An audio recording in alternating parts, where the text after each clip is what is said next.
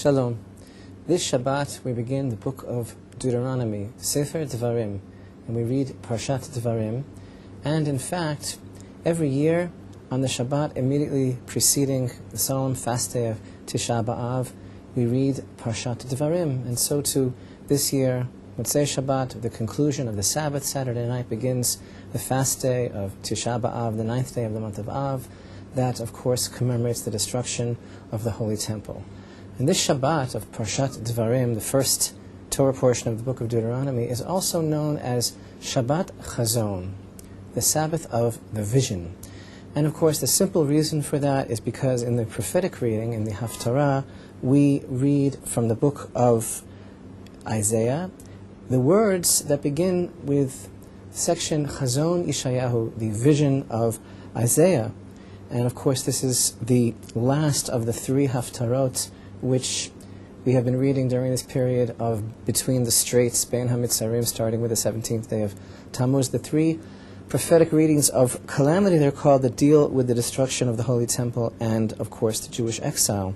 There's also a deeper reason, according to our sacred tradition, for why this particular Sabbath, the Sabbath preceding the fast day of the 9th of Av, why this Sabbath is referred to as the Sabbath of Vision, Shabbat Chazon. Not only because of the simple meaning, the fact that we are, of course, reading the Haftarah, the section of the prophets that begins with the words, this is the vision of Isaiah. But the holy Rabbi Levi Yitzchak of Berdichev also had a tradition that he taught that on this particular Shabbat, the Shabbat of Chazon, every single Jew, no matter who he is, no matter where he is, receives some sort of vision of the rebuilt Holy Temple. Whether or not we are in touch with it, whether or not we can feel it on whatever level it is, he says that every Jew on this Shabbat, the Sabbath of Vision, receives a vision of the third temple. But what is the reason why God grants us this little glimpse? This window opens on some subliminal, perhaps, level, and we're able to perceive, however fleetingly, a perception of the Holy Temple.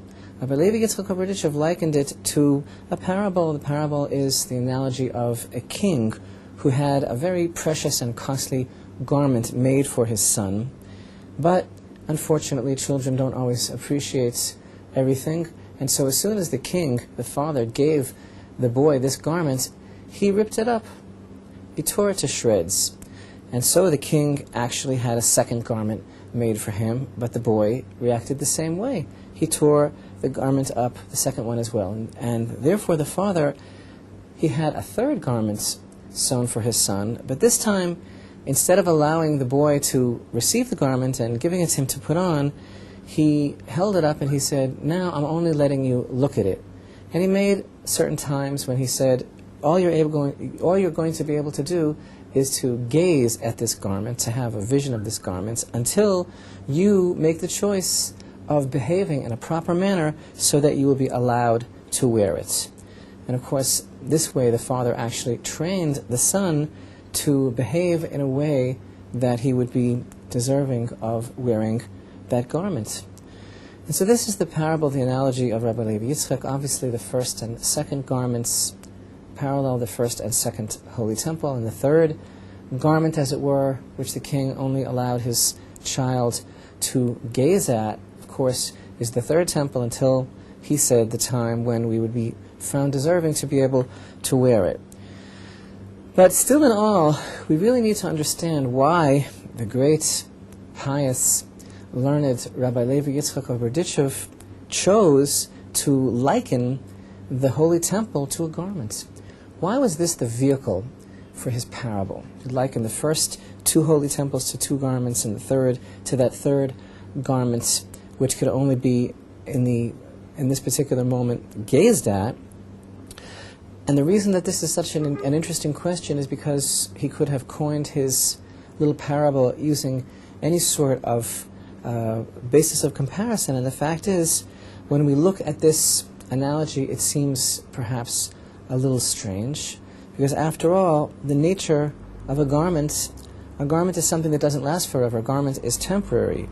However, the idea of the Holy Temple, we would have thought, is that it's a permanent structure. And in fact, we are taught by our sages that if it were not for the backsliding, if it weren't for the sins of the Jewish people, then the Holy Temple would have been of permanence. So why was this particular parable chosen to focus on the concept of a garment rather than something more permanent? And it's been offered that the motivation of Rabbi Levi Yitzchak in designing this parable goes along the lines of the fact that while it may be so that a garment is somewhat transient in nature, still there is a facet of a garment that surpasses something more permanent like a building, and that is that a garment takes on the qualities of its wearer. And therefore, actually, the Holy Temple, the Beit HaMikdash, could be actually compared successfully to a garment that begins to adapt to its wearer, that begins to move like the one who wears it, and actually follows and takes upon itself the impression, the proportion of the one who's wearing it. And thus, the relationship between an individual and a garment is actually quite precise, and you can learn a lot about a person by the clothing that he is wearing. And thus, according to our tradition, this is the reasoning behind the great Rabbi Levi Yitzchak's parable.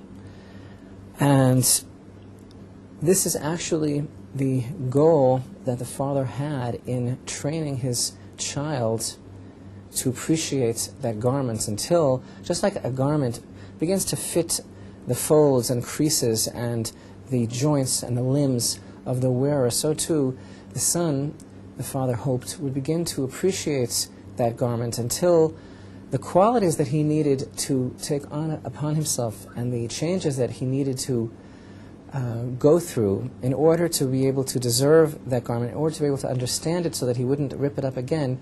The king was waiting for those qualities to become incorporated, ingrained into the son, become second nature, so that he would be able to receive that garment and wear it, and thus it would become his forever.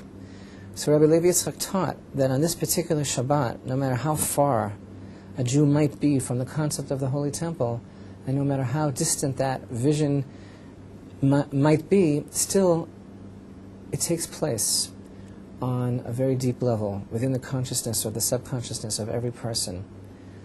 And we all have that connection as intimate and as close to us as the very apparel that we wear.